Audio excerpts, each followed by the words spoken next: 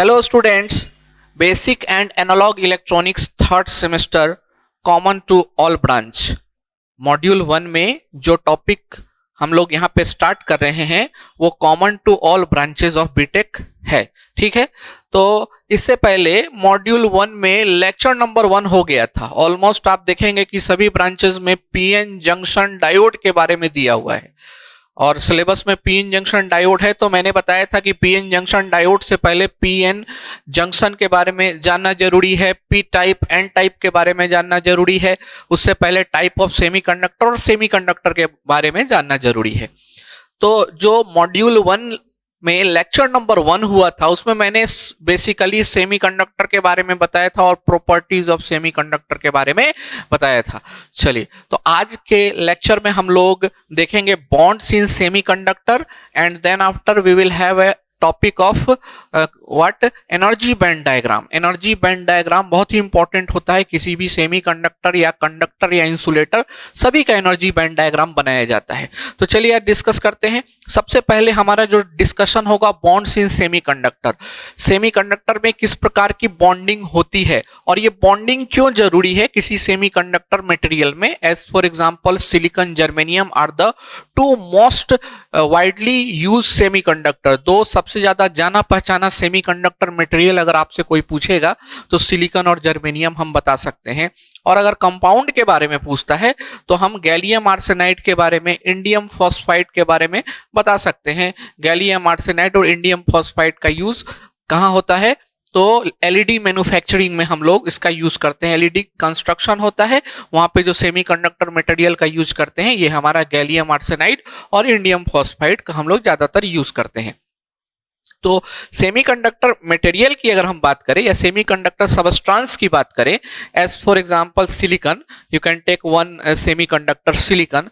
तो सिलिकॉन का जो वैलेंस शेल होता है, वैलेंस शेल क्या होता है ये मुझे बताने की जरूरत नहीं है, केमिस्ट्री में आपने पढ़ के आए होंगे कि जो आउटर मोस्ट शेल होता है किसी भी एटम का उसको वैलेंस शेल बोला जाता है, जो सबसे आउटर मोस्ट शेल होता है।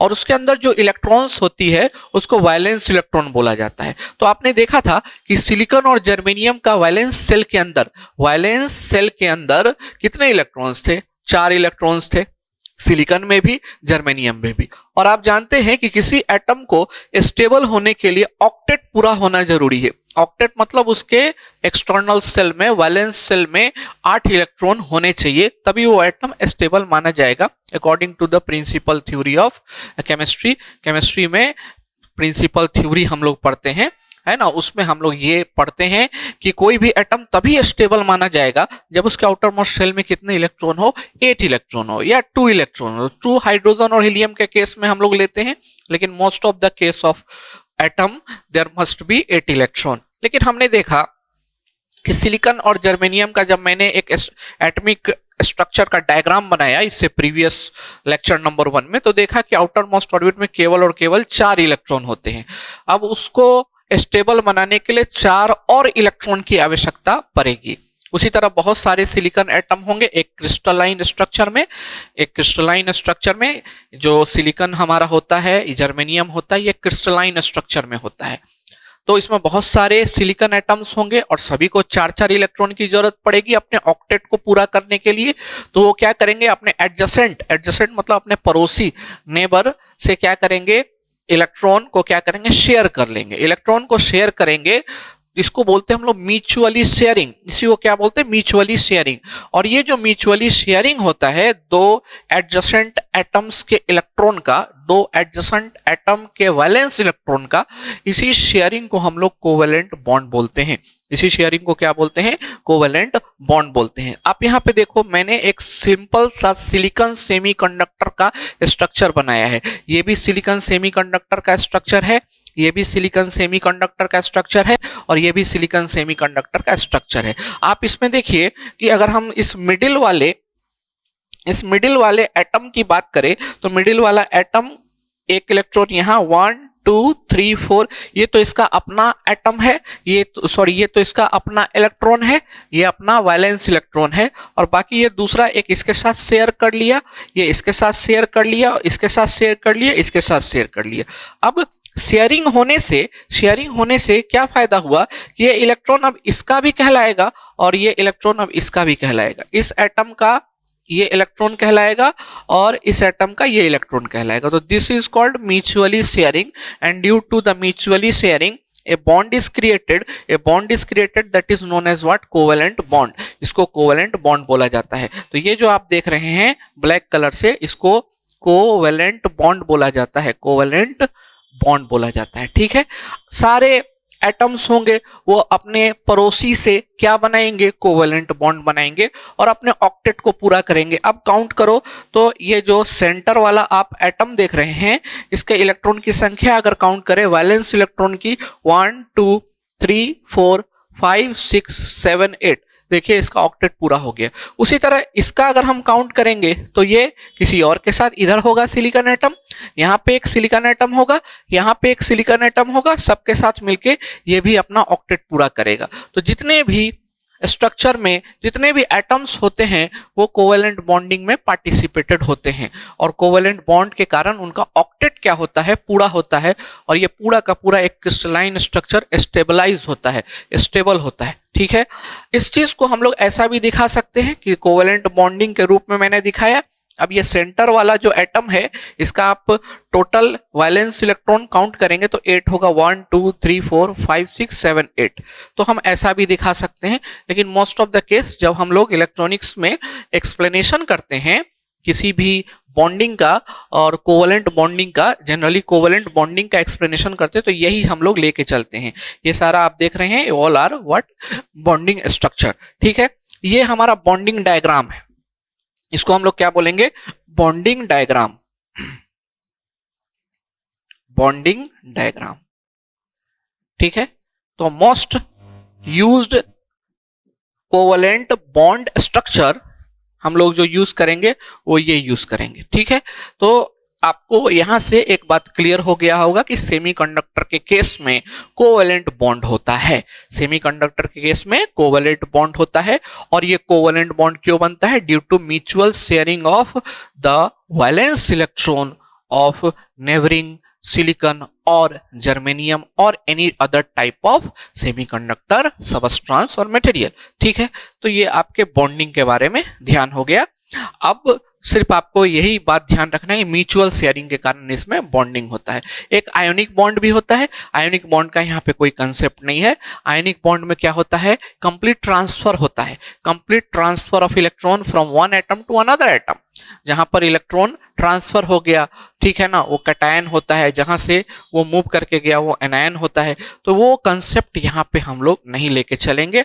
हम लोग यहाँ पर जब भी बॉन्डिंग की बात करेंगे तो mutual sharing of the valence electron की बात करेंगे और यही वैलेंस इलेक्ट्रॉन म्यूचुअल शेयरिंग को हम लोग कोवेलेंट बॉन्ड का नाम देंगे। ये कोवेलेंट बॉन्ड बाद में किसी कंडीशन पे ब्रेक भी हो सकता है, बाद में किसी कंडीशन पर ये कोवेलेंट बॉन्ड क्या हो सकता है, ब्रेक हो सकता है। और ब्रेक होने के कारण क्या होगा, कब ब्रेक होगा, कोवेलेंट बॉन्ड ब्रेक होगा जब हम एनर्जी को बढ़ाएंगे।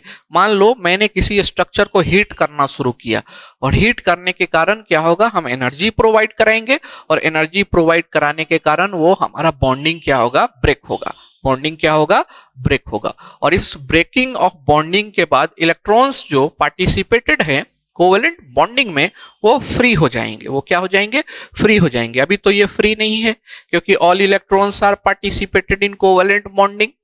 Any electron which is free here, no electron is free here. कोई भी इलेक्ट्रॉन यहाँ पे फ्री नहीं है क्योंकि all electrons are engaged in covalent bonding, and if there is no electron free then that material is known as what, insulator। क्योंकि उसके पास कोई इलेक्ट्रॉन ही नहीं है कंडक्शन करने के लिए, इलेक्ट्रॉन नहीं है, सारा इलेक्ट्रॉन कहाँ है, कोवेलेंट बॉन्डिंग में है।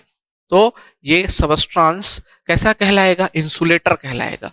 तो एब्सोल्यूट टेम्परेचर पर सेमीकंडक्टर क्या होता है, इंसुलेटर होता है, क्योंकि एब्सोल्यूट टेम्परेचर पर जितने भी हमारे इलेक्ट्रॉन होते हैं, जितने भी इलेक्ट्रॉन होते हैं सब कोवेलेंट बॉन्ड के अंदर होते हैं।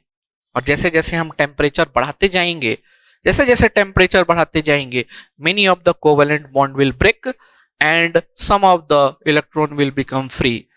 और रूम टेम्परेचर पर बहुत सारे इलेक्ट्रॉन फ्री हो जाएंगे due to the break of covalent bond and it will start conducting. तो इसकी कंडक्टिविटी बढ़ गई, रेसिस्टिविटी इसकी क्या हो गई, घट गई। तो आप देख रहे हैं कि एब्सोल्यूट टेम्परेचर पर इसकी रेसिस्टिविटी हाई है ना, और कंडक्टिविटी इसकी बिल्कुल कम है, लो है। और जब हमने टेम्परेचर को बढ़ाया और रूम टेम्परेचर पर चले आए तो इसका कंडक्टिविटी हाई हो गया, रेसिस्टिविटी हमारा लो हो गया।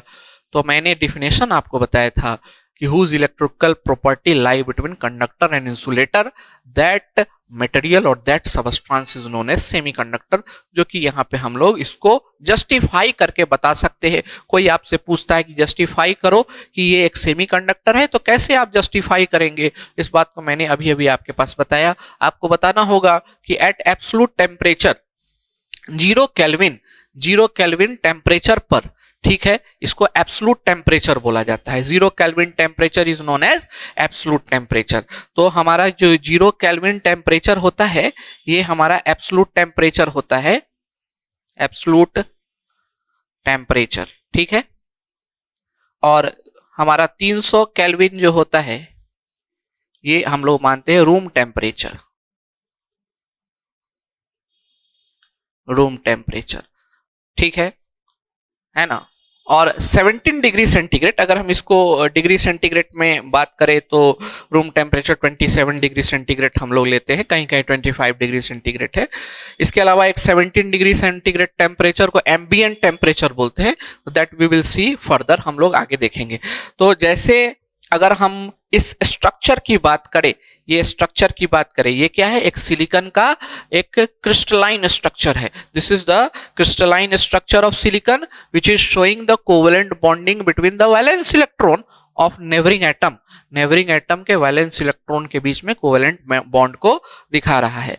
तो अगर हम 0 डिग्री केल्विन की बात करें, 0 डिग्री केल्विन की बात करें तो 0 डिग्री केल्विन यानी एब्सोल्यूट टेम्परेचर पर हमारा क्या होगा, all electrons are participated in covalent bonding, no electrons are free, that's why this structure is known as what, insulator at absolute temperature. But when we increase the temperature to a room temperature, many of the covalent bond will break,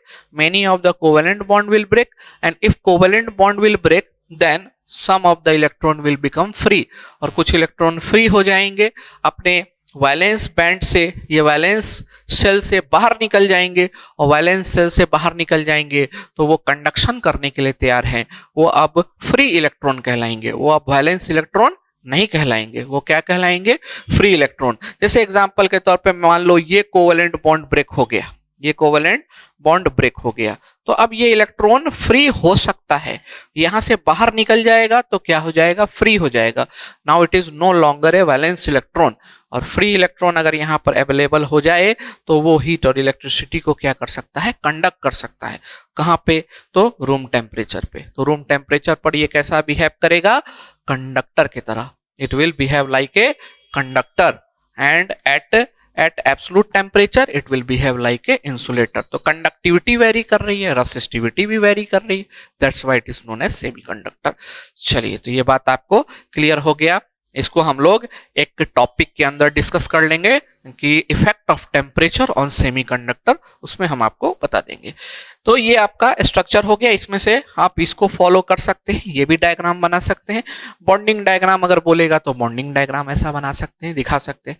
चलिए, next हमारा है energy band diagram, very important topic, बहुत important topic है energy band diagram. ये energy band diagram क्या होता है, what is energy band diagram? Generally electron जो होते हैं जब वैलेंस सेल में होते हैं, तो वैलेंस सेल से बाहर निकलने के लिए उनको कुछ एनर्जी की रिक्वायरमेंट होती है, अगर हमको किसी भी एटम को फ्री करना है, अगर किसी एटम को वैलेंस सेल से क्या करना है, फ्री करना है, तो हमको कुछ ना कुछ एनर्जी प्रोवाइड कराना पड़ेगा। और जैसे हम उसको एनर्जी प्रोवाइड करा देंगे, वो इलेक्ट्रॉन अपने वैलेंस सेल और अपने पेरेंट न्यूक्लियस को छोड़ के बाहर निकल जाएगा। अब वो वैलेंस इलेक्ट्रॉन से कौन सा इलेक्ट्रॉन हो जाएगा, फ्री इलेक्ट्रॉन हो जाएगा, और वो फ्री इलेक्ट्रॉन कंडक्शन के लिए तैयार हो जाएगा। लेकिन वैलेंस सेल से कंडक्शन स्टेट में लाने के लिए, वैलेंस स्टेट से कंडक्शन स्टेट में लाने के लिए हमको कुछ एनर्जी खर्च करना पड़ेगा। If we will not give the energy it will not come outside, वो आउटसाइड नहीं आएगा। इसके लिए एनर्जी प्रोवाइड कराना पड़ेगा। कितना एनर्जी प्रोवाइड कराना पड़ेगा, कितना एनर्जी प्रोवाइड कराना पड़ेगा? तो सिलिकॉन के केस में 0.7 electron volt, electron volt energy का सबसे छोटी इकाई मानी जाती है, सबसे छोटा यूनिट इलेक्ट्रॉन वोल्ट माना जाता है। तो कितना देना पड़ेगा? तो सिलिकॉन एटम के केस में अगर हम 0.7 इलेक्ट्रॉन वोल्ट एनर्जी दे देते हैं तो 0.7 इलेक्ट्रॉन वोल्ट एनर्जी पे ही हमारा इलेक्ट्रॉन कहां से वैलेंस बैंड से, वैलेंस सेल से बाहर निकल जाएगा और कंडक्शन स्टेट में आ जाएगा। ठीक है, तो इसी दो स्टेट को हम लोग एक्सप्लेन करते हैं जनरली, और भी हमारे लोअर शेल के स्टेट को भी दिखाते हैं, लेकिन हम इन जनरल इलेक्ट्रॉनिक्स में दो स्टेट को बैंड के रूप में दिखाते हैं, दो स्टेट को बैंड के रूप में। जब इलेक्ट्रॉन वैलेंस बैंड में हो, वैलेंस बैंड में हो तो हम लोग उसको, वैलेंस शेल में हो तो हम लोग उसको वैलेंस बैंड के रूप में दिखाते हैं, और जब वो इलेक्ट्रॉन निकल के बाहर चला जाता है तो हम उसके को कंडक्शन बैंड में दिखाते हैं। तो देखिए यहाँ पे मैंने लिखा है, यहाँ पे लिखा है energy band diagram. Semiconductor is also defined in term of energy band diagram. एक डिफिनेशन तो पहले आपने देखा in term of electrical property, और दूसरा इसके एनर्जी बैंड डायग्राम के रूप में हम लोग एक्सप्लेन करेंगे। ठीक है, ए सेमीकंडक्टर इज सब्सटेंस, अब कैसे इसको एक्सप्लेन करेंगे? Which has almost field valence band and nearly empty conduction band with very small band gap. Band gap को एनर्जी गैप बोलते हैं। नियरली 1 इलेक्ट्रॉन वोल्ट, सिलिकॉन के केस में 0.7 इलेक्ट्रॉन वोल्ट, और जर्मेनियम के केस में 1.1 इलेक्ट्रॉन वोल्ट होता है। अब आपको ये समझ में नहीं आया होगा कि सर आपने क्या बता दिया। ठीक है, इस चीज को बताने के लिए हम लोग यहाँ पे क्या करते हैं, छोटा सा आपको यहाँ एक एग्जाम्पल बताते हैं, इससे आपको क्लियर हो जाएगा। ठीक है, बहुत सारे स्टूडेंट इसमें, मैंने पहले भी बोला था कि उनके लिए ये चीज नया आ रहा है, दिस इज कंप्लीटली न्यू, है ना। अदर सब्जेक्ट की अगर हम बात करें, जैसे हम बेसिक इलेक्ट्रिकल की बात करें तो बेसिक इलेक्ट्रिकल में KCL KVL कहीं ना कहीं हम पहले पढ़ के आए होते हैं। ये भी चीज हम लोग को पहले पढ़ना होता है। अगर 10+2 इंटर की बात करें तो मॉडर्न फिजिक्स के अंदर ये सारे चीज आते हैं, लेकिन मॉडर्न फिजिक्स तक आते आते लोगों का एग्जामिनेशन आ जाता है, इसलिए लोग छोड़ देते हैं। तो चलिए कोई बात नहीं, यहाँ पे हम लोग समझेंगे ही, है ना। देखिए होता क्या है कि आपने सिलिकॉन का एटम देखा, सिलिकॉन का एटम देखा, और सिलिकॉन का एटम जो आप देखते हैं इसके आउटर मोस्ट शेल, ये जो आउटर मोस्ट शेल होता है इसको वैलेंस शेल बोला जाता है। और अगर हम देखें तो ये वैलेंस शेल को अगर हम ड्रॉ करें तो हम यहाँ पे एक बोलेंगे कि इस सेल के अंदर जो भी इलेक्ट्रॉन होंगे उस इलेक्ट्रॉन को हम लोग क्या बोलेंगे, वैलेंस इलेक्ट्रॉन, और इसका जो एनर्जी लेवल होगा उसको हम लोग क्या बोलेंगे, वैलेंस बैंड एनर्जी लेवल बोलेंगे। ठीक है, तो हम लोग अगर यहाँ इसके बैंड डायग्राम को दिखाएं तो यहाँ पे इसका बैंड डायग्राम हमारा कैसा होगा, energy band diagram will be like this. ठीक है, energy band diagram will be like this. ये हमारा हो गया वैलेंस बैंड। वैलेंस सेल का एनर्जी लेवल क्या होगा, वैलेंस बैंड कहलाएगा। वैलेंस सेल का एनर्जी लेवल क्या कहलाएगा, वैलेंस बैंड। ठीक है, दिस इज वैलेंस बैंड। तो this is called valence band. If electron is here, means if electron is here, it is in the valence shell, valence shell में है। अब इसको वैलेंस बैंड से कंडक्शन बैंड में लाने के लिए हमको कुछ एनर्जी खर्च करना पड़ेगा। अगर सिलिकॉन का मान लो ये एटम है, if suppose it is silicon, then how much energy we have to expend, we have to spend 0.7, मतलब कि 0.7 हम एनर्जी देंगे तो ये इलेक्ट्रॉन जो वैलेंस शेल में है वो बाहर निकल के कहाँ चलाएगा, कंडक्शन सेल में। तो उसके लिए हम लोग क्या करते हैं, एक एनर्जी बैंड डायग्राम यहाँ दिखाते हैं। This is the energy band diagram for the atom which is coming out from valence band to conduction band, और इस बैंड का नाम हो जाएगा कंडक्शन बैंड, कंडक्शन बैंड। ठीक है, वैलेंस बैंड, कंडक्शन बैंड। और ये जो आप देख रहे हैं गैप, इसी को हम लोग एनर्जी गैप बोलते हैं। ठीक है, इसको हम लोग बोलते हैं एनर्जी गैप, या इसको बैंड गैप बोलते हैं, बैंड गैप बोलते हैं। ठीक है, सेमीकंडक्टर के केस में एनर्जी बैंड गैप को हम लोग ईवी से दिखाते हैं। नियरली ये क्या होता है 1 इलेक्ट्रॉन वोल्ट के अप्रॉक्स होता है। अगर हम सिलिकॉन की बात करें तो कितना 0.7 इलेक्ट्रॉन वोल्ट, और जर्मेनियम की बात करें तो कितना हो जाएगा मेरा 1.1 इलेक्ट्रॉन वोल्ट। मैंने यहाँ पे लिखा भी है ना। और आप जानते हैं कि 1 इलेक्ट्रॉन वोल्ट कितने के बराबर होता है 1.6 इंटू 10⁻⁻19 है ना joule. 1 electron volt is equal to 1.6 into 10⁻19 joule के बराबर होता है। ठीक है, इसका मतलब ये है कि अगर ये सिलिकॉन का एटम है, सिलिकॉन का एटम है, if this is what silicon atom, ठीक है, तो ये वैलेंस सेल है, और वैलेंस सेल्स में जो इलेक्ट्रॉन होगा उसको हम लोग एनर्जी के रूप में बैंड डायग्राम के रूप में दिखाएंगे, तो उसको वैलेंस बैंड में बोलेंगे। और जो इलेक्ट्रॉन एनर्जी लेने के बाद बाहर निकल गया, जो इलेक्ट्रॉन एनर्जी लेने के बाद बाहर निकल गया और फ्री हो गया, उसको हम कहाँ दिखाएंगे कंडक्शन बैंड में। उसको कहाँ दिखाएंगे कंडक्शन बैंड में। तो अगर न्यूक्लियस के साथ टाइटली होगा, न्यूक्लियस के इफेक्ट में होगा तो कहाँ होगा वैलेंस बैंड में, और न्यूक्लियस से फ्री हो जाएगा तो वो कहाँ होगा कंडक्शन बैंड में। तो this is called energy band diagram. अब क्या कहता है इस बात को समझिए, ये हमारा क्या है एनर्जी बैंड डायग्राम है किसी सेमीकंडक्टर का, सिलिकॉन सेमीकंडक्टर का। जर्मेनियम का भी बना सकते हैं। जर्मेनियम के केस में हम लोग कितना लेंगे तो 1.1 इलेक्ट्रॉन वोल्ट लेंगे। नियरली 1 इलेक्ट्रॉन वोल्ट कहने का क्या मतलब, 0.7 भी नियरली 1 इलेक्ट्रॉन वोल्ट हो गया, 1.1 भी नियरली 1 इलेक्ट्रॉन वोल्ट हो गया। तो हम लोग इस तरह से क्या कर सकते हैं, दिखा सकते हैं। अब हमको डिफिनेशन के रूप में दिखाना होगा, तो हम ये कहेंगे इसमें कि इस इन case of semiconductor valence band क्या होता है कंप्लीटली फिल्ड होता है, और कंडक्शन बैंड हमारा ऑलमोस्ट क्या होता है एम्प्टी होता है। लेकिन जैसे जैसे आप टेम्परेचर बढ़ाएंगे, इलेक्ट्रॉन यहां से बाहर निकलता जाएगा और वैलेंस बैंड धीरे धीरे खाली होता जाएगा, कंडक्शन बैंड धीरे धीरे बढ़ता जाएगा। ठीक है, तो ये जो स्ट्रक्चर मैंने यहाँ पे बैंड डायग्राम का बनाया, ये एब्सोल्यूट टेम्परेचर पे बनाया।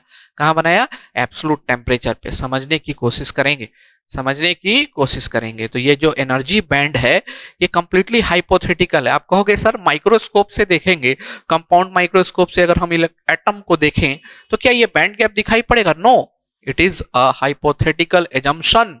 It is a hypothetical assumption.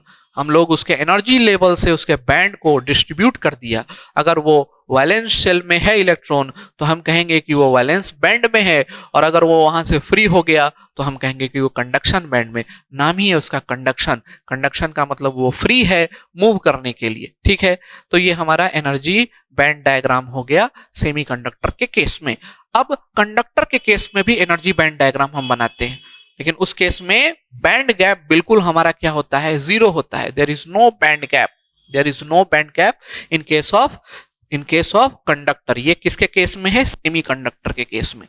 This is what semiconductor, this is in case of what semiconductor. In case of conductor if we want to draw the band diagram, वहां भी valence band होगा, conduction band होगा, लेकिन वो दोनों एक दूसरे को ओवरलैप करेंगे। वो एक दूसरे को क्या होगा, ओवरलैप करेगा। This is overlapping part. ठीक है, ये हमारा क्या हो गया, ये वैलेंस बैंड हो गया, शॉर्ट में लिख देता हूं, और ये कंडक्शन बैंड हो गया। This is conduction band. Energy band ये हमारा डायग्राम है कंडक्टर के केस में। और अगर हम एनर्जी बैंड गैप देखें, जिसको हम ईजी से दिखाते हैं, ये नियरली क्या होगा 0 electron volt. This is in case of what conductor. ये भी आप बना लेंगे। तो कंडक्टर के केस में एनर्जी बैंड डायग्राम हमारा ऐसा बनता है, हमारा वैलेंस बैंड और कंडक्शन बैंड दोनों क्या होता है, दोनों एक दूसरे को ओवरलैप करता है। चलिए, तो मैंने सेमीकंडक्टर का दिखा दिया, कंडक्टर का आपको दिखा दिया। अब एक इंसुलेटर बच गया, तो उसको क्यों छोड़ दे, उसको भी लेके चलते हैं। तो ये हमारा किसका था, कंडक्टर। ये हमारा किसका था, कंडक्टर का, है ना, energy band diagram. Now let us see how to draw the energy band diagram of semi insulator. Insulator के केस में आप एनर्जी बैंड डायग्राम देखेंगे तो आपको एनर्जी बैंड डायग्राम कुछ ऐसा दिखाई पड़ेगा। बिल्कुल देखिए, ये ऐसा this is valence band and this is conduction band, short में मैंने लिख दिया। और इसका एनर्जी बैंड गैप आप देखेंगे तो ये बहुत ज्यादा होगा। ये कितना होगा? 5 इलेक्ट्रॉन वोल्ट से ज्यादा होगा, 5 इलेक्ट्रॉन वोल्ट से ज्यादा होगा। This is the energy band diagram of insulator. ये इंसुलेटिंग मटेरियल का हमारा एनर्जी बैंड डायग्राम है। So I am writing here this is nothing but in case of insulator, insulator के केस में यही कारण है कि इंसुलेटर में हम लोग है ना क्या करते हैं, उसको वो कंडक्ट नहीं करता है क्योंकि इनके बैंड गैप जो होते हैं वो बहुत ही ज्यादा होता है ना, इसके केस में बहुत ज्यादा होता है। और अगर आप एनर्जी देंगे तो एनर्जी देते रहेंगे, इलेक्ट्रॉन फ्री नहीं होगा, वैलेंस बैंड से कंडक्शन बैंड में नहीं जाएगा, उसकी बॉन्डिंग पॉइंट आ जाएगी, जल जाएगा, वो खत्म हो जाएगा। ठीक है, तो इस बात को ध्यान रखना है। तो इसको आप नोट डाउन करें सभी को, और नोट डाउन करने के बाद हम लोग आगे चलेंगे अपने नेक्स्ट फर्दर टॉपिक पे, जो हमारा होगा टाइप्स ऑफ सेमीकंडक्टर, या फिर एक और छोटा सा टॉपिक डिस्कस कर लेंगे, effect of temperature on semiconductor, then we will go the type of semiconductor. ठीक है, चलिए इसको आप लिखेंगे। ये हमारा वैलेंस शेल है, दिस इज वैलेंस शेल। ठीक है, सिलिकॉन एटम को मैंने यहाँ पे दिखाया है। चलिए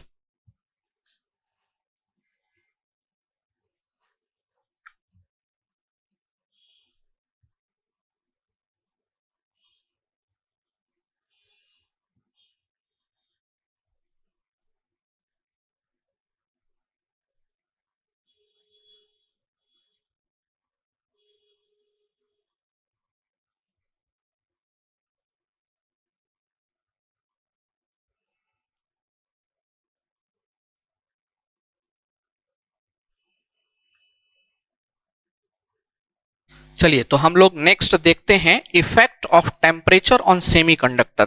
ये इंपॉर्टेंट टॉपिक है क्योंकि इससे हमको यहाँ पे एक कंसेप्ट समझ में आएगा, होल का कंसेप्ट।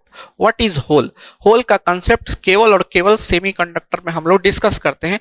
कंडक्टर और इंसुलेटर के केस में होल का कोई कंसेप्ट नहीं होता है। What is this hole? We will explain with this topic. इस टॉपिक से हम लोग उसको एक्सप्लेन करेंगे। सबसे पहले आप देखिए कि इलेक्ट्रिकल कंडक्टिविटी ऑफ सेमीकंडक्टर जो होता है वो डिपेंड करता है किस पे? टेम्परेचर वेरिएशन पे। टेम्परेचर वेरिएशन पर कंडक्टिविटी ऑफ सेमीकंडक्टर क्या होता है? डिपेंड करता है। अब ये किस तरह से डिपेंड करता है, इस चीज को आपको समझना है। एब्सोल्यूट जीरो की बात करें हम लोग, इसको एब्सोल्यूट जीरो या जीरो केल्विन हम लोग बोलते हैं। तो एब्सोल्यूट जीरो पे क्या होता है? All electrons are engaged in covalent bonding. वो अपने न्यूक्लियस एटम से टाइटली क्या होते, न्यूक्लियस से क्या होते हैं? टाइटली बॉन्डेड होते हैं, और वो बॉन्डिंग में भी होते हैं। एंड आपने देखा था, मैंने स्ट्रक्चर बनाया था उसपे जीरो केल्विन पे या एब्सोल्यूट जीरो पे सारे इलेक्ट्रॉन्स क्या थे? बॉन्ड बनाए हुए थे, कोई इलेक्ट्रॉन फ्री नहीं था। और अगर कोई इलेक्ट्रॉन फ्री नहीं होगा तो वो हीट और इलेक्ट्रिसिटी को कंडक्ट नहीं करेगा। और अगर कोई मटेरियल हीट और इलेक्ट्रिसिटी को कंडक्ट नहीं करता है तो उसको हम लोग इंसुलेटर बोलते हैं। That is perfect insulator at absolute temperature. This semiconductor materials are absolute insulator because no free electrons are present. All free electrons are tightly held in covalent bond. All electrons are tightly held in covalent bond. ठीक है, अब हम temperature बढ़ाना शुरू करेंगे above absolute zero. Absolute zero अब कहां तक बढ़ाते जाएंगे? आप पूछोगे सर कहां तक? जहां तक आप बढ़ाते जाओ। हम एक रेफरेंस ले लेते हैं अपना रूम टेम्परेचर का, 300 केल्विन का। 0 केल्विन से 300 केल्विन, तो 300 केल्विन में तो बहुत सारे इलेक्ट्रॉन फ्री हो जाएंगे। लेकिन जैसे जैसे टेम्परेचर बढ़ाएंगे धीरे धीरे इलेक्ट्रॉन फ्री होना शुरू होगा, because many of the covalent bond will break. Covalent bond break हो जाता है क्योंकि उसके अंदर आप टेम्परेचर रेस कर रहे हो, टेम्परेचर बढ़ा रहे हो और आप एनर्जी दे रहे हो, है ना। Due to this thermal agitation, temperature बढ़ाने के कारण उसमें क्या होता है? Thermal agitation. बॉन्डिंग में क्या होता है? थर्मल एजिटेशन होता है। और इसी थर्मल एजिटेशन के कारण क्या होता है? बॉन्ड ब्रेक हो जाता है। और बॉन्ड ब्रेक होता है तो धीरे धीरे इलेक्ट्रॉन क्या होने लगता है? फ्री होने लगता है। और फ्री होकर के वो हीट और इलेक्ट्रिसिटी को कंडक्ट करने लगता है। और at that time we will say it is what a conductor।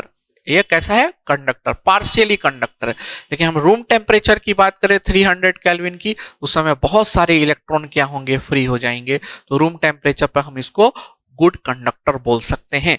Room temperature पे गुड कंडक्टर। पार्शियली कंडक्टर कब बोल सकते हैं, जब 0 केल्विन से थोड़ा थोड़ा बढ़ाना शुरू किया। 0 केल्विन से मान लो 5 केल्विन, 10 केल्विन, 20 केल्विन, 25 केल्विन, ऐसे आते गए हम 100 केल्विन, है ना। तो ये क्या होगा, पार्शियली कंडक्ट करना शुरू करेगा।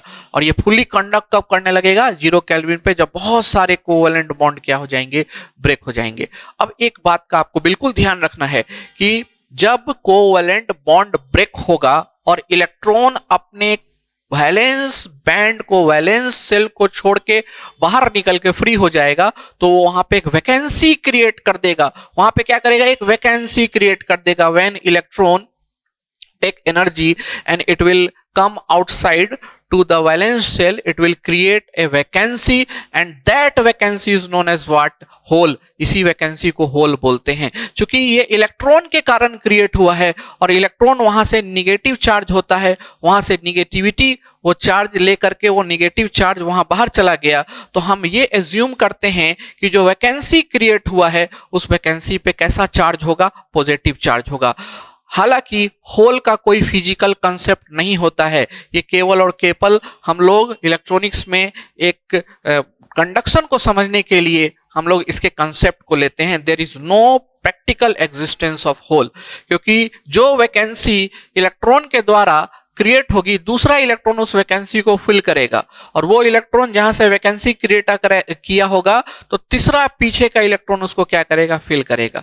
तो होल का कंसेप्ट आपको समझ में आ गया कि जो वैकेंसी क्रिएट होती है due to the movement of electron from valence band to conduction band, आप ऐसा बोल सकते हैं। वैलेंस सेल से बाहर निकल गया, मतलब वैलेंस बैंड से कंडक्शन बैंड के कारण क्या हुआ, वहां पे एक वैकेंसी क्रिएट हो गई और that vacancy is known as what, whole.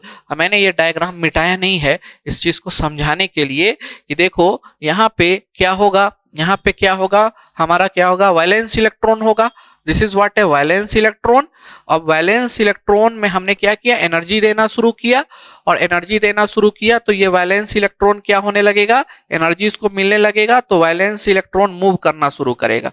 It will start moving, है ना, और वो अपने स्टार्ट मूव करना शुरू करेगा। यहाँ मूव किया, मान लो तुरंत तो बाहर नहीं निकलेगा, धीरे धीरे हम एनर्जी बढ़ा रहे हैं तो ये एनर्जी लेकर के धीरे धीरे ये क्या हो रहा है, प्रिपेयर हो रहा है अपने आप को इस बैंड से ऊपर वाले बैंड में जाने के लिए हम एनर्जी बढ़ा रहे हैं। जैसे हम अप्रोक्सीमेटली 0.7 इलेक्ट्रॉन वोल्ट पर आएंगे वैसे ये इलेक्ट्रॉन कहाँ चला जाएगा, ऊपर के तरफ चला जाएगा कंडक्शन बैंड में। अब ये क्या हो गया, ये क्या हो गया, फ्री इलेक्ट्रॉन हो गया।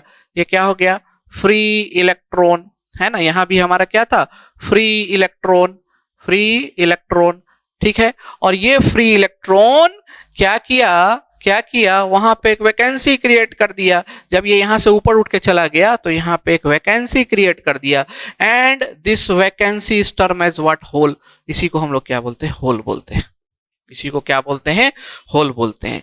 तो आप देखें सेमीकंडक्टर के केस में जो कंडक्शन होता है करंट का वो इलेक्ट्रॉन और होल दोनों के कारण होता है, इलेक्ट्रॉन होल दोनों के कारण होता है। लेकिन इस होल का एग्जिस्टेंस बहुत देर तक नहीं होता, इसको कोई ना कोई दूसरा फ्री इलेक्ट्रॉन आके क्या करेगा, भर देगा। इस प्रोसेस को recombination of electron and hole pair कहते हैं। अभी जो प्रोसेस आप देख रहे हैं इसको हम लोग क्या बोलते हैं, generation of electron and hole pair, generation of electron and hole pair. और जब इस होल को पीछे से कोई इलेक्ट्रॉन आकर के भर देगा, पीछे से कोई दूसरा इलेक्ट्रॉन आके फिल कर देगा तो हम कहेंगे recombination of electron and hole pair. तो जनरेशन और रिकम्बिनेशन में जो समय लगता है उसी को हम लोग लाइफ टाइम बोलते हैं, ठीक है। उसी को हम लोग एवरेज लाइफ टाइम बोलते हैं। क्या बोलते हैं, एवरेज लाइफ टाइम। होल जो बना और उसको पीछे से दूसरा इलेक्ट्रॉन आके फिल किया, जितने समय में फिल करेगा that is known as average life time of what, recombination. Recombination का एवरेज लाइफ टाइम होता है। तो होल का कंसेप्ट आपको समझ में आ गया। ये होल पे कौन सा चार्ज एज्यूम करते हैं हम लोग? Positive charge. पॉजिटिव चार्ज क्यों एज्यूम करते हैं? क्योंकि ये जिसके द्वारा वैकेंसी क्रिएट हुआ है वो तो निगेटिवली चार्ज स्पीसीज है, तो ये कौन सा चार्ज हो जाएगा? पॉजिटिवली चार्ज स्पीसीज हो जाएगा। इसका मतलब है कि फ्री इलेक्ट्रॉन जो होगा उस पे कौन सा चार्ज होगा? निगेटिव चार्ज होगा। This is what? This is free electron, and if this is free electron then we will have what? Negative charge। ठीक है, and this is what? Hole. इसको हमने सॉलिड बनाए हैं होल, इस पे कौन सा चार्ज हो जाएगा? Positive charge. इस पे कौन सा चार्ज हो जाएगा? निगेटिव चार्ज हो जाएगा। ठीक है, तो ये चीजें आपको यहाँ पे क्या होनी चाहिए? क्लियर होनी चाहिए। इसलिए मैंने यहाँ पे आपको effect of temperature on semiconductor बताया है। ठीक है, तो hence semiconductor are partially conductor है ना। और यहाँ पे एक और बात लिख सकते हैं कि at room temperature, at room temperature वो क्या होगा? It is good conductor. वो क्या होगा? Good conductor. ठीक है, रूम टेम्परेचर 300 केल्विन हमने बोला है। तो अब आपको नोट क्या करना है? ये डायग्राम तो पहले आपने बनाया होगा, इसको एक बार और नीचे बना लेंगे, और जिस तरह से मैंने मार्क किया है होल और फ्री इलेक्ट्रॉन का, उसको आप क्या करेंगे? मार्क कर लेंगे। ठीक है, now next topic we will have what? Types of semiconductor, जिसमें मैं आपको बताऊंगा कि there are basically two types of semiconductor. First is intrinsic semiconductor and second one is extrinsic semiconductor. Intrinsic semiconductor are pure form of semiconductor, जिसमें किसी प्रकार की कोई इंप्योरिटी नहीं होती। अगर सिलिकॉन का एटम होगा तो सभी जगह सिलिकॉन का एटम होगा उसके अंदर, जर्मेनियम का एटम होगा उसके अंदर, तो all structure, all crystalline structure, crystalline structure में क्या होना चाहिए? जर्मेनियम का ही केवल एटम होना चाहिए, अदर कोई एटम नहीं होना चाहिए। इसको इंट्रिंसिक बोलते हैं। जबकि एक्सट्रिंसिक सेमीकंडक्टर में हम लोग कुछ इंप्योरिटी को डालते हैं ताकि हम उसके कंडक्टिविटी को क्या कर सके? चेंज कर सके, उसके कंडक्टिविटी को बढ़ा सके। इसलिए हम लोग क्या करते हैं? उसमें इंप्योरिटी डालते हैं, and the process by which we put the impurity is known as doping. इसी को डोपिंग बोला जाता है, which we will see in the types of semiconductor। अभी आप इसको क्या करेंगे? लिखेंगे। ये तो आपने पहले लिखा होगा, इसको आप अभी लिखेंगे। इसको लिखने के बाद इसके नीचे फिर से ये डायग्राम बनाएंगे, है ना। ये एनर्जी बैंड डायग्राम है, यहाँ एनर्जी लेते हैं। ये ऐसा नहीं है, ग्राफ नहीं है, this is band, this is band, it is called band. Band को हिंदी में पट्टी बोलते हैं ना, तो बैंड टाइप से हमने दिखाया है। और मैंने ये भी बताया कि it is completely what? Hypothetical. हम लोग एनर्जी को डिस्ट्रीब्यूट करने के लिए, इलेक्ट्रॉन की एनर्जी जब वो वैलेंस सेल में होगा तो क्या होगा, इलेक्ट्रॉन की एनर्जी जब कंडक्शन सेल में होगा तो क्या होगा, कंडक्शन बैंड में होगा तो क्या होगा, इस चीज को एक्सप्लेन करने के लिए हम लोग अपने सुविधा के हिसाब से क्या किए हैं? एक बैंड डायग्राम का क्रिएशन किए हैं। ठीक है, लिखेंगे।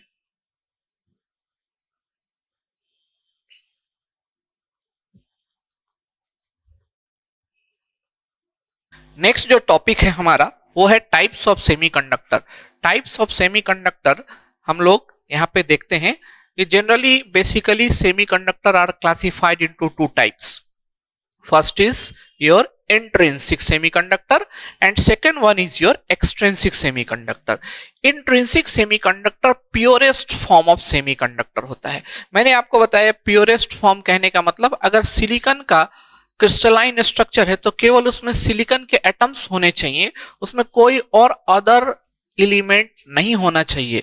अगर जर्मेनियम का है तो केवल और केवल जो एटम्स का जो कन्फिग्रेशन होगा वो केवल जर्मेनियम एटम का कन्फिग्रेशन होगा, उसमें किसी प्रकार का कोई भी अदर एटम नहीं होगा। This type of semiconductor is known as what? Intrinsic semiconductor. इसलिए इसको प्योरेस्ट फॉर्म ऑफ सेमीकंडक्टर बोला गया है। रूम टेम्परेचर पर प्योरेस्ट फॉर्म ऑफ सेमीकंडक्टर कैसा होता है? कंडक्टर की तरह होता है, क्योंकि इसके अंदर इलेक्ट्रॉन और होल पेयर का जनरेशन होता है due to the thermal agitation. Thermal agitation के बारे में मैंने आपको अभी अभी बताया था कि रूम टेम्परेचर पर ये कैसा होगा? कंडक्टर की तरह ये कंडक्ट करेगा, है ना, और बहुत ज्यादा कंडक्शन नहीं करेगा क्योंकि इसके पास इलेक्ट्रॉन और होल पेयर की संख्या उतनी नहीं होगी जितना कि वो फास्टली कंडक्ट कर सके। ठीक है, अगर हम इसमें देखें तो इसमें जो करंट का कंडक्शन होता है वो due to free electron as well as hole के कारण होता है। फ्री इलेक्ट्रॉन और होल दोनों के कारण होता है। जैसे हम रूम टेम्परेचर के ऊपर इंट्रिंसिक सेमीकंडक्टर के अक्रॉस एक पोटेंशियल अप्लाई कर देंगे, मतलब एक फील्ड अप्लाई कर देंगे। पोटेंशियल मतलब एक वोल्टेज अप्लाई कर देंगे। बाहर से हमने कनेक्ट कर दिया, एक बैटरी लगा दिया। बैटरी आप सेल जो देखते हैं, that is the example of potential, electromotive force होता है उसमें। तो वो क्या जनरेट करता है? एक फील्ड जनरेट करता है। ये पोटेंशियल क्या जनरेट करता है? क्यों? इस पोटेंशियल के कारण इलेक्ट्रॉन का मूवमेंट होने लगता है। जब हम किसी वायर में सेल को कनेक्ट करते हैं, उस वायर से करंट फ्लो होने लगता है। करंट इसलिए फ्लो हो रहा है क्योंकि फ्री इलेक्ट्रॉन मूव कर रहा होगा।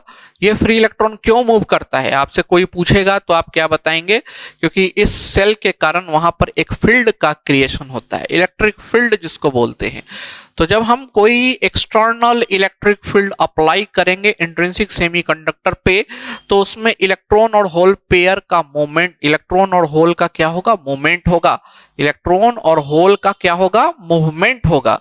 और due to this movement of electron and hole there will be a generation of current, there will be a concept of current. उसमें कंसेप्ट ऑफ करंट आता है। तो हम ये कह सकते हैं कि यहाँ पे मूवमेंट दोनों चार्ज स्पीसीज में हो रहा है, इलेक्ट्रॉन में भी हो रहा है और होल में भी हो रहा है। तो हम ये कह सकते हैं कि total current in semiconductor is sum of due to the free electron current due to free electron and current due to hole. तो पूरे सेमीकंडक्टर में फ्री इलेक्ट्रॉन के मूवमेंट के कारण जो करंट डेवलप होता है और होल के मूवमेंट के कारण जो करंट डेवलप होता है, दोनों का सम हम लोग देते हैं एंड टोटल करंट सेमीकंडक्टर में ये बताते हैं। तो लेकिन कंडक्टर की अगर बात करें तो केवल और केवल फ्री इलेक्ट्रॉन का वहां कंसेप्ट होता है, there is no concept of hole. Conductor में केवल करंट फ्री इलेक्ट्रॉन के कारण कंडक्ट होता है, होल का कोई कंसेप्ट नहीं होता। होल का concept only and only semiconductor में हम लोग लेते हैं। और इंसुलेटर की अगर बात करें तो इंसुलेटर में किसी प्रकार का कोई कंडक्शन होता ही नहीं है, वहां पे फ्री इलेक्ट्रॉन और होल के बारे में कोई हम लोग डिस्कशन ही नहीं करेंगे। ठीक है, तो इस बात का ध्यान रखना है कि इन case of intrinsic semiconductor at room temperature there is a conduction of current, and when we apply a external electric field, when we apply external voltage, external potential, and that due to the movement of free electron as well as hole, total current is a sum of movement of free electron plus hole। इसके कारण से क्या होता है? Generate होता है। तो this is what your intrinsic semiconductor, purest form of semiconductor।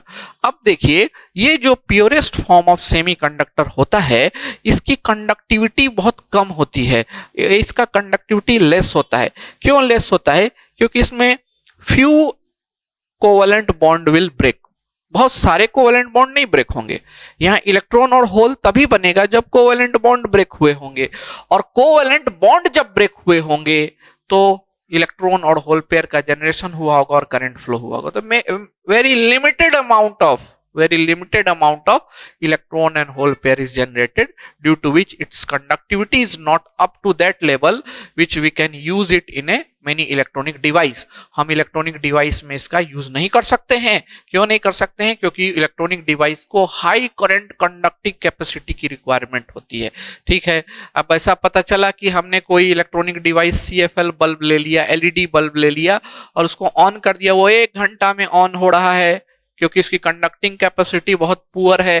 Conducting capacity poor होने के कारण वो धीरे धीरे धीरे धीरे ग्लो हो रहा है। पहले जो हम लोग यूज करते थे वैक्यूम ट्यूब, इसका यही कंसेप्ट था कि जब तक उसका इलेक्ट्रोड गर्म नहीं होता था, कैथोड गर्म नहीं, जब तक उसका हीटर गर्म नहीं होता था, वो कैथोड से इलेक्ट्रॉन को बाहर नहीं निकालता था। और इलेक्ट्रॉन बाहर नहीं निकलेगा तो वो एनोड प्लेट की तरफ नहीं जाएगा, एनोड प्लेट की तरफ नहीं जाएगा तो उसमें करंट नहीं एस्टैब्लिश होगा। तो फास्टली करंट कंडक्शन के लिए मूवमेंट ऑफ इलेक्ट्रॉन और होल पेयर दोनों क्या होना चाहिए? फास्ट एज वेल एज उनके नंबर भी क्या होने चाहिए? ज्यादा से ज्यादा होने चाहिए। ठीक है, तो यही कारण है कि हमको क्या करना पड़ता है? इंट्रिंसिक सेमीकंडक्टर के अलावा एक दूसरा टाइप ऑफ सेमीकंडक्टर यूज करना पड़ता है जिसका नाम है हमारा एक्सट्रिंसिक सेमीकंडक्टर। और ये एक्सट्रिंसिक सेमीकंडक्टर को हम इम्प्योर फॉर्म ऑफ सेमीकंडक्टर बोल सकते हैं। इंट्रिंसिक में जब हम किसी इम्प्योरिटी को डालते हैं तो एक्सट्रिंसिक सेमीकंडक्टर बन जाता है। And the process by which we can add some impurity, this is known as what? Doping. इसी को डोपिंग बोला जाता है in case of electronics. Doping बोला जाता है। तो एक्सट्रिंसिक सेमीकंडक्टर कैसे तैयार होता है? तो एक्सट्रिंसिक सेमीकंडक्टर जो तैयार होता है वो डोपिंग प्रोसेस से होता है। इसमें हम लोग सुटेबल अमाउंट ऑफ इंप्यूरिटी को क्या करते हैं, ऐड करते हैं। अब ये इंप्यूरिटी हमारा क्या हो सकता है, डिफरेंट टाइप का हो सकता है। एक इंप्यूरिटी होगा जिसके आउटर मोस्ट सेल में क्या होंगे, 3 इलेक्ट्रॉन होंगे, उसको ट्राइवेलेंट इंप्यूरिटी बोला जाएगा। और एक एटम ऐसा होगा जिसके आउटर मोस्ट सेल में 5 इलेक्ट्रॉन होंगे, उसको पेंटावेलेंट इंप्यूरिटी बोला जाएगा। There is a concept of donor and acceptor ion. यहाँ डोनर और acceptor atom, not ion, donor और एक्सेप्टर एटम का भी कंसेप्ट आएगा इसी में, जो कि हम लोग डिस्कस करेंगे। अभी आप इतना समझिए कि हम उसमें इंप्यूरिटी डालते हैं और हम इंट्रिंसिक सेमीकंडक्टर को एक्सट्रिंसिक सेमीकंडक्टर बना देते हैं। ऐसा क्यों करते हैं? ऐसा इसलिए करते हैं ताकि हम उसके कंडक्टिविटी को बढ़ा सके, हम उसके कंडक्टिविटी कैपेसिटी को बढ़ा सके, वो फास्ट कंडक्ट हो। ज्यादा से ज्यादा इलेक्ट्रॉन होल पेयर होंगे तो इलेक्ट्रॉन की कंडक्शन कैपेसिटी क्या होगी, ज्यादा होगी। तो कंडक्शन कैपेसिटी को बढ़ाने के लिए ही हम लोग इंप्यूरिटी डालते हैं इसमें, by the process of what, doping, by the process of doping. ठीक है।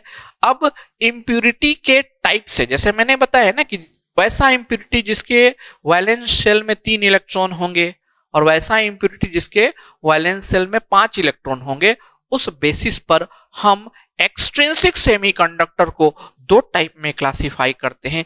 पहले को एन टाइप एक्सट्रिंसिक सेमीकंडक्टर और दूसरे को पी टाइप एक्सट्रिंसिक सेमीकंडक्टर बोलते हैं। यही हमारा पीएन जंक्शन आगे चल के फॉर्म करेगा और यही हमारा पीएन जंक्शन डायोड का कंसेप्ट देगा। So from this extrinsic semiconductor your what syllabus coverage will be started. आपका सिलेबस कवरेज स्टार्टेड होगा यहां से। ठीक है। तो यहां से आपको अच्छे से समझना है, समझना तो पूरा है। कोई भी चीज मैंने नहीं बताया है आपको, कोई भी ऐसा चीज नहीं बताया है कि जो कि बहुत कॉम्प्लेक्स हो, इधर का हो उधर का हो, है ना, नहीं बताया है। कोई मैंने फ्लूइड मैकेनिक्स नहीं बताया, कोई मैंने आपको, है ना, मैकेनिक्स नहीं बताया है, कोई मैंने स्ट्रक्चर नहीं बताया है आपको। केवल और केवल छोटा सा इलेक्ट्रॉन का कंसेप्ट बताया है, एक मटेरियल का कंसेप्ट बताया है, जो कि आप एक बार रीडिंग डाल लेंगे मेरे नोट्स को। इस नोट्स को लिखना जरूरी है, ये नोट्स जरूर लिखेंगे बोर्ड पर से। हम आपको टाइम भी देते हैं, अपने वीडियो को पॉज करके लिखने का टाइम देते हैं। तो लिख करके एक बार खाली रीडिंग डालेंगे, आपको पूरा का पूरा मैटर समझ में आ जाएगा कि इलेक्ट्रॉनिक्स क्या है, व्हाट इज इलेक्ट्रॉनिक्स। और इलेक्ट्रॉनिक्स समझ में आ जाएगा तो बहुत कुछ आपको समझ में आ जाएगा। आप एक बहुत ही मतलब समझिए कि 5-10 क्वेश्चन का एक टॉपिक आप तैयार कर रहे हैं, जो टॉपिक आपको आगे भी काम देगा। सेमेस्टर एग्जाम की तो बात नहीं करते, सेमेस्टर एग्जाम में तो बिल्कुल आप अच्छा परफॉर्म करेंगे, ये तो गारंटेड है। और आपको आगे का हम बोल रहे हैं कि जेई का जब आप एग्जाम और आप सीनियर सेक्शन इंजीनियर या जूनियर सेक्शन इंजीनियर जो भी होता है एग्जामिनेशन, है ना, जो कॉम्पिटिटिव एग्जाम होता है, या फिर गेट का एग्जाम आप बोलो या इंजीनियरिंग सर्विसेज का एग्जाम बोलो, आप उसमें 5 से 10 क्वेश्चन के बीच में आप यहां से इसको क्या करेंगे, कवर करेंगे। इसलिए इस बात का ध्यान रखना है। ठीक है। अब नेक्स्ट हम लोग डिस्कस करेंगे about what n type, p type, और इसी में कंसेप्ट डोनर और एक्सेप्टर आयन का आएगा। And then after we will have the concept of PN junction, and then after we have PN junction diode. ठीक है। चलिए लिखिए इसको।